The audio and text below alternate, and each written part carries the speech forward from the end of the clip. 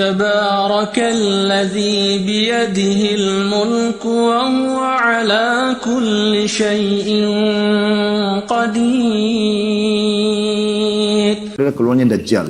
Karena disebutkan dalam hadis tentang peperangan muslimin dengan Bani Asfar atau orang-orang non-muslim ya, yang besar-besaran nanti perang besar. Bahkan kata Nabi SAW, karena akan melawan mereka dan mereka dibawa 80 bendera.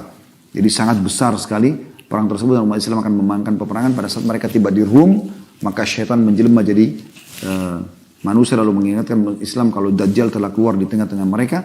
Maka mereka pun kembali, itu tanda-tanda kiamat kecil terakhir. Ternyata Dajjal belum keluar, tapi pada saat itu Dajjal akan keluar. Dajjal diambil dari kata-kata Dajjala yang berarti kekacauan. Dan dia adalah dari anak Adam. Nabi SAW sebutkan cirinya cukup banyak. Saya ringkaskan karena lihat waktu.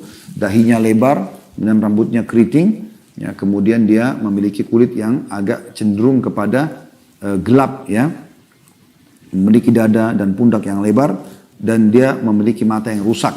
Ya, sebelah kanannya. Kata Nabi SAW, ketahuilah Dajjal memiliki mata yang rusak dan Tuhan kalian tidak rusak matanya, ya, karena dia akan mengaku sebagai Tuhan.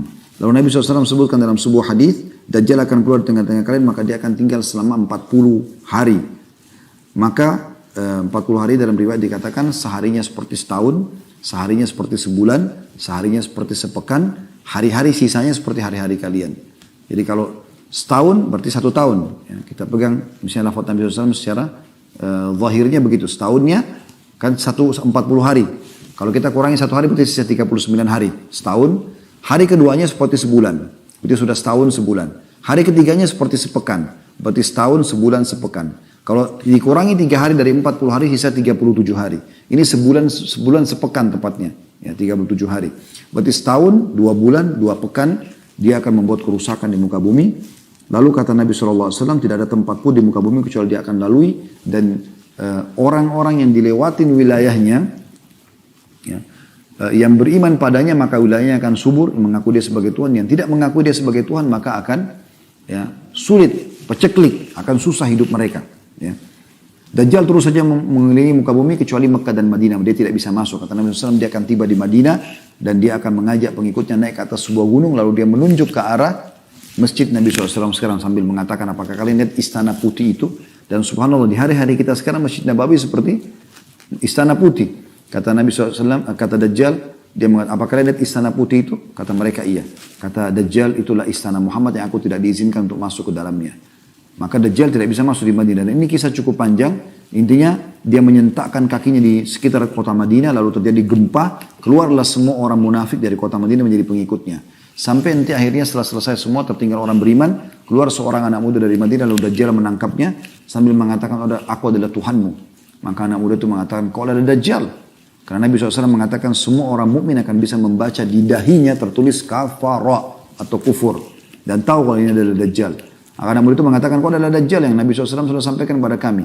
Maka Dajjal mengambil gergaji, kata Nabi SAW, lalu meletakkan di tengah-tengah kepalanya, lalu membelah 2 badan orang itu sampai kemaluannya. Kemudian ya, dia melewati tengah-tengahnya sambil mengatakan, hiduplah. Maka bergabung kembali badan anak muda tersebut. Semua pengikutnya bersorak-sorak. Lalu kata Nabi SAW, dia bertanya lagi, apakah kau sudah akui aku sebagai Tuhanmu? Dia tanya anak muda itu. Anak muda itu mengatakan, aku tidak bertambah kecuali keimanan kalau kau adalah Dajjal. Maka setelah itu kata Nabi SAW, Dajjal coba membunuhnya, tidak mampu atau tidak bisa lagi membunuhnya. Tapi ada beberapa wilayah yang dia lewatin dan dia berhasil. Dia berhasil. Di antaranya adalah, ya, dia lewat dalam satu riwayat sahih dikatakan dia lewatin sebuah wilayah lalu dia datangi pemimpin wilayah tersebut. Entah presiden, raja, kepala suku, intinya wilayah itu dilewatin. Lalu dia mengatakan kepada pemimpin wilayah itu, saya adalah Tuhanmu. Orang itu mengatakan, kau manusia biasa seperti saya, dari mana buktinya? Dia mengatakan, bagaimana kalau saya hidupkan kedua orang tuamu? Kata pemimpin wilayah itu, oke, kalau kau hidupkan maka saya akui kau sebagai Tuhan. Maka setelah itu pun, ya Dajjal mengatakan tunjukkan di mana kuburannya. Begitu ditunjukkan lalu Dajjal mengatakan keluarlah. Lalu keluarlah kedua orang tuanya, pemimpin wilayah tersebut, ibu dan ayahnya. Kemudian berkata kepada anaknya, ya, berimanlah kepadanya karena dia adalah Tuhanmu.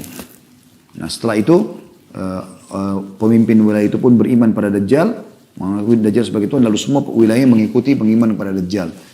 Tapi di sini teman-teman pentingnya, untuk membaca sebuah hadis Anda harus baca sampai tuntas, jangan tidak tuntas. Karena dalam closing hadis, penutupan hadis kata Nabi SAW, Dan ketahuilah sesungguhnya, ya, kedua orang tua orang itu, pemimpin itu adalah syaitan yang menjelma untuk menipu manusia. Jadi tidak benar bahwasanya dua-dua itu dikeluarkan oleh Dajjal, tapi ini dukungan terhadap Dajjal dari syaitan. Wa na'udzubillah. Ya, kemudian setelah itu Allah SWT turunkan Nabi Isa ya untuk membunuh Dajjal pada saat itu. Keluarlah Dajjal, Nabi Isa AS turun, kata Nabi SAW, pada saat keluar seseorang dari keturunanku bernama Mahdi, atau namanya seperti namaku Muhammad bin Abdullah, kemudian membawa pasukan ke masjid Menara Putih di negeri Syam. Kemudian disitulah dia akan mengimami orang sholat asar. Isa turun sambil memegang kedua sayap ya, malaikat, kemudian ikut sholat bersama dengan mereka. Lalu Nabi Isa memimpin pasukan tersebut menuju ke wilayah Palestina, ya, tempat Dajjal ada, kemudian membunuh Dajjal. Kata Nabi SAW, Isa pun pada saat tampil dan dilihat oleh Dajjal, Dajjal melepuh seperti melepuhnya barang, ya, meleleh gitu ya, dia meleleh. Maka dibunuhlah oleh Dajjal, Dajjal dibunuh oleh Nabi Isa AS. Nabi Isa menghancurkan salib, membunuh babi-babi dan seterusnya, dan kisah cukup panjang masalah itu. Kemudian setelah itu Nabi Isa memimpin keadilan di muka bumi, lalu keluar Ya'juj dan Ma'juj setelahnya.